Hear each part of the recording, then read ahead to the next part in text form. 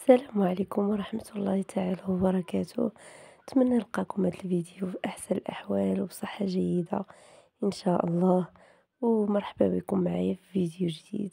اليوم كيف ما كتشاهدوا معايا غادي نقدم معكم ميلفي، غادي نجربها معكم لأول مرة، يعني لأول مرة حتى أنا غادي نجربها، وقررت أنني نجربها معكم. كيف ما كتشاهدوا احتاجيت تما نص كيلو ديال الدقيق يكون ممتاز، ونصف كأس ديال العنبة ديال الزيت، ومعلقة صغيرة ديال الملح، وجوج معالق كبار ديال الخل. صافي كنعجنو العجينة مزيان، والعجينة تكون قاصحة، والمهم أن الدقيق يكون ممتاز، ما يكونش دقيق عادي، حيت هاد لاباط كتبغي كتكون كتجي مورقة وخاص الدقيق يكون مزيان. وكيف ما كتشاهدوا غنجمعوا العجينة، غنجمع العجينة مزيان. صافي المهم نخليها قاصحة، ما نطلقهاش بزاف. صافي كنستمر على هاد الطريقة حتى كنسالي العجينة. هنايا كانت حدايا بنتي حتى هي راها جالسة كتعجن الله يحفظهم يا ربي. من بعد ما جمعت العجينة كنجيب شي بلاستيكة ونخليها 5 دقائق، غير 5 دقائق ترتاح ليا غير شي شوية. صافي من بعد كنجيب المدلك وكنبقى نطلق فيها فوق من البوطاجي، كنطلقها على هاد الطريقة. المهم أنني نرققها مزيان، نرقها شوية. المهم كنبقى نشكلها على شكل طولي، ومن بعد كندوز على العرض، صافي حتى نحصل على هداك السمك اللي بغيت. كنجيبو رابعة ديال الزبدة، الصراحة ما كانتش كاملة عندي رابعة، هذه لقيتها في الثلاجة ولكن تكون خرجتها في الصباح، تكون في حرارة ديال المطبخ، وأنا ما كانتش كاملة عندي رابعة استعملتها هذه.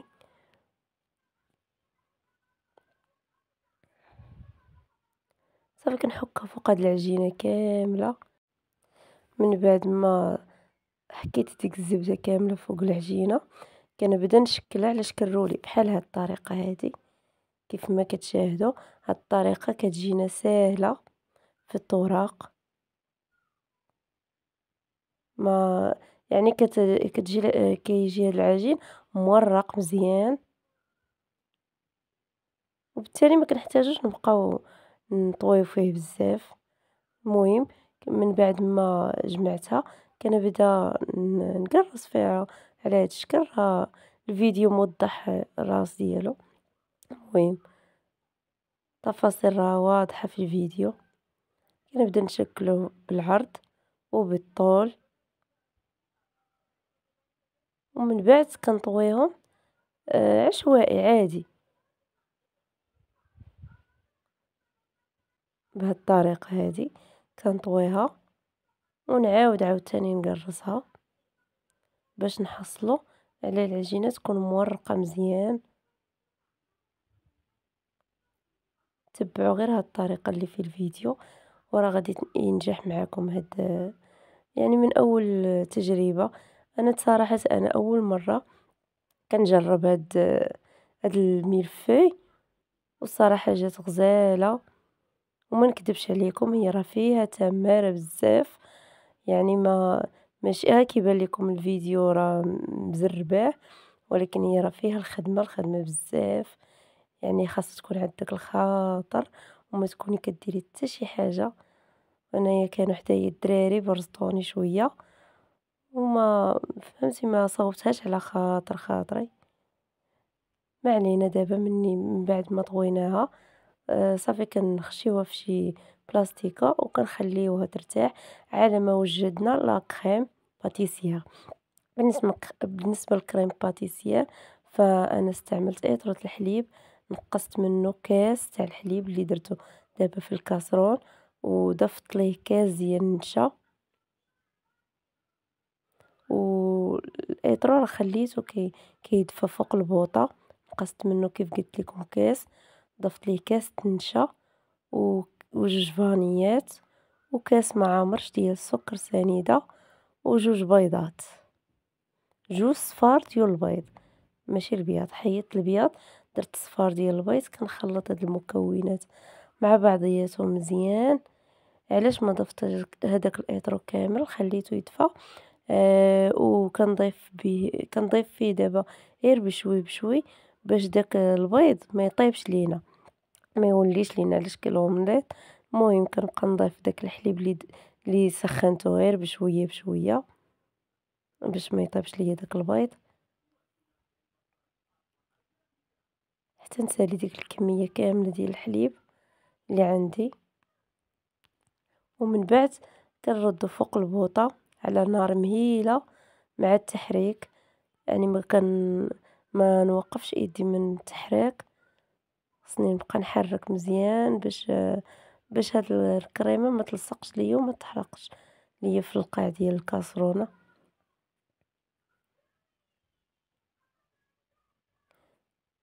هنايا انا استعملت كميه كتيره ديال الحليب.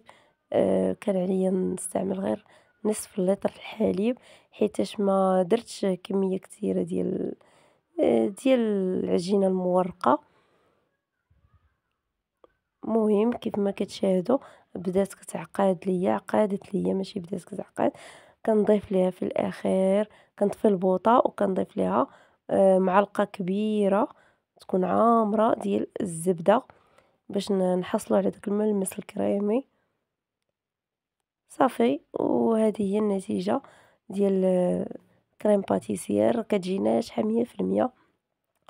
من أول تجربة صراحة حتى أنا جربتها أول مرة جات رائعة.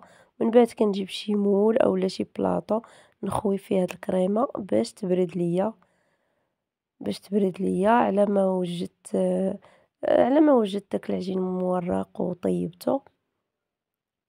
صافي كنجيب شي بلاستيكة وكنغطي عليها من الفوق، ضروري بلاستيكة تكون ملامسة لهاد الكريمة هادي، نخرجو ليها كاع داك الهوا اللي فيها ونخليوها على جنب حتى تبرد ليا على خاطرها. المهم من يدفى ليكم شويه تقدروا تحطوها في الثلاجه غير لتحت ماشي في المجمد. ودابا غادي ندوز للعجينه من بعد ما ارتاحت ليا مزيان. صافي غادي نبسطها، وفي هاد الاثناء غنشعل على الفران درجه حراره 200 درجه اللي عنده الفران ديال الضو. اللي ما عندوش الفران ديال الغاز، انا عندي صراحه هي ديال الغاز. مني دابا كنبسط في هاد العجينه شعلت عليه وخليته درجه حراره عاليه.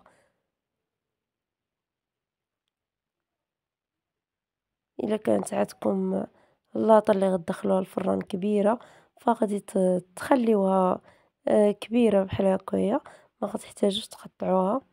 انا ما عنديش طاوه كبيره فضروري احتاجيت انني نقطعها نصفين كيف ما غادي تشاهدوا معايا. تبعوا غير هاد المراحل وما نحاولوش اننا نرقوها بزاف تاني. تشوفوا السمك اللي عندي بحال هكا. صافي باش يعني باش تنفخ لينا هاد العجينه مورقه ويبان هذاك التوراق اللي فيها.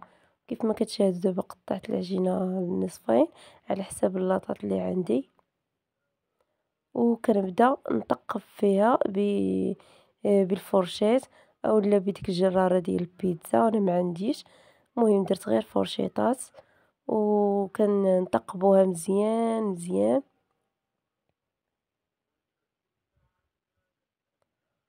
باش ما تنفخش لينا العجينه على هذا الشكل. كنستمر بهذه الطريقه هذه. وإلا وصلتوا معايا الفيديو حتى لهنايا ما تنساوش ليا اللايك، وما تنساوش تخليو لي كومونتير ديالكم وتبارطاجيو الفيديو للأهل ديالكم والأحباب باش يوصلكم ديما الجديد وشكرا لكم بزاف. المهم بعد ما ثقبتها كنجيب الصينيه اللي غادي ندخلها الفران وكنحطها فيها، كنهزها بالمدلاك وكنحطها فيها، وضروري نحطو فوق منها شي حاجة تكون خفيفة، ما نتقلوش عليها باش ما تجيناش مطقزة.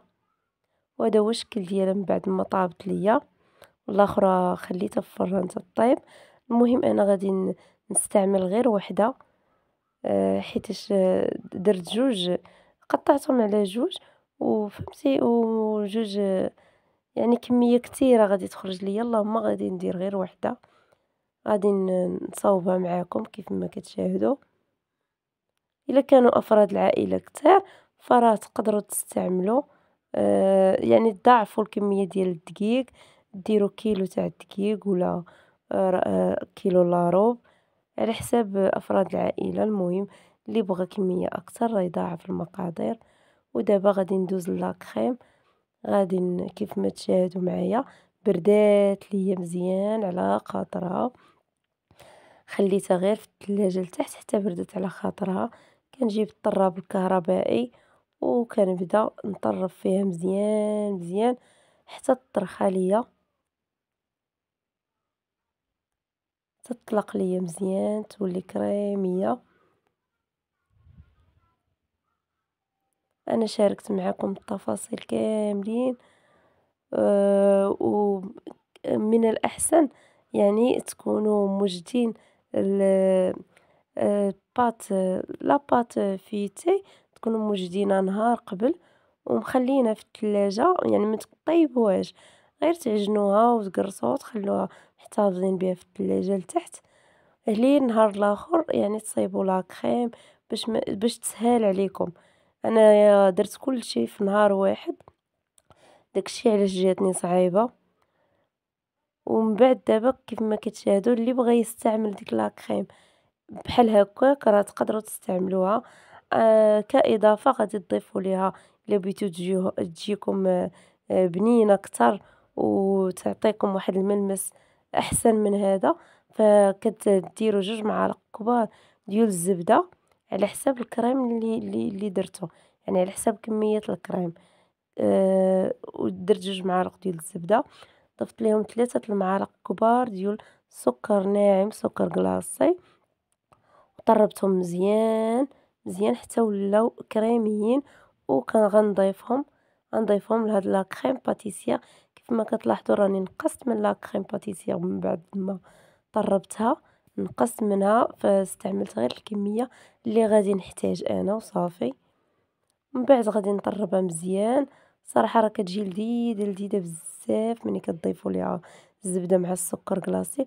الزبدة تكون حيوانية، يعني تكون سونطرال ولا هذا، المهم ما تكونش الزبدة ديال التوريق، تكون ديال الأكل. ودابا غادي ندوز معاكم باش نفينيو هاد الملفاي.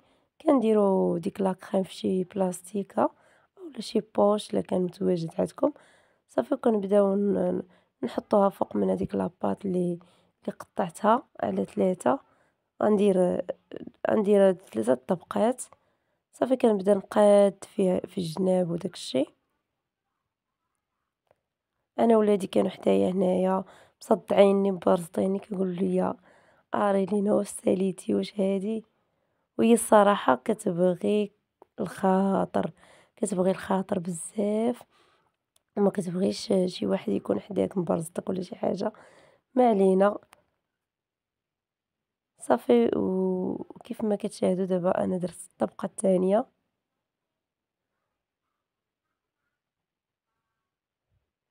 صافي دابا غادي نحط فوق منها هذيك الطبقه الثالثه والاخيره. واللي بغى يستعمل داك الكلاصاج ديال السكر كلاصي، فانايا ما صراحه ما كيعجبنيش، ما جبت غير الشوكولاط الابيض ذوبته وحطيته خويته فوق منها كيف ما كتشاهدوا. الشوكولاته هو كيجي فيها زوين، اللي كيعرف داك الكلاصاج ديال السكر كلاصي فراه يستعمله. المهم غادي نجيب الشوكولاط كحل حتى هو، وغادي ندوز دوك الخطوط باش نعطوه هذاك الشكل الكلاسيكي زعما. المهم حاولنا ما امكن باننا نعطوه شكل ديال ميلفاي. قبلوا عليا وصافي. كنتمنى انكم تشجعوني بزاف بزاف، بارطاجيو الفيديو باش تعمل فائدة حتى انا راني غير مبتدئة، وكنتمنى انكم تبارطاجيو الفيديو وتخليو لي التعاليق ديالكم اللي راه كتحفزني بانني ديما نبقى نحط لكم الجديد. وكيف ما كتشاهدوا هذا هو الشكل ديالها النهائي. فهنا خاصك تحطيها في المجمد باش تقدري تقطعيها تقطع لك بسهولة. صراحة انا حطيتها غير شوية في المجمد وخرجتها حيت زربوني ولادي بغاو يذوقوها. كتجي صراحة لذيذة لذيذة لذيذة بزاف، عجباتني. يعني شي حاجة ديال الدار ماشي كيف ما ديال الزنقة. صراحة جات غزالة من اول تجربة، صراحة جات رائعة. كنتمنى انها تنال الاعجاب ديالكم، وما تنسوش تخليو لي الاراء ديالكم في التعاليق، واللي ما دايرش ليا ابوني ديرها، وما تنسوش لي جيم. وبالسلامة عليكم الى فيديو قادم ان شاء الله.